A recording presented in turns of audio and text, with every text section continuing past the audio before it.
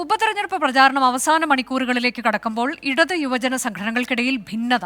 സ്ഥാനാർത്ഥിക്ക് വേണ്ടി സംഘടിപ്പിച്ച ബൈക്ക് റാലിയുടെ പോസ്റ്ററിൽ ഡിവൈഎഫ്ഐ നേതാക്കളുടെ മാത്രം ചിത്രം വെച്ചതാണ് ഭിന്നതയ്ക്ക് കാരണമായത്.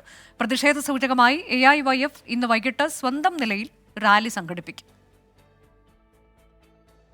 LDF സ്ഥാനാർത്ഥി ഡോക്ടർ പി സരിന്റെ പ്രചരണത്തിനായി വെള്ളിയാഴ്ച വൈകുന്നേരം ഇടത് യുവജന സംഘടനകളുടെ ആഭിമുഖ്യത്തിൽ പാലക്കാട് പട്ടണത്തിൽ ബൈക്ക് റാലി സംഘടിപ്പിച്ചിരുന്നു.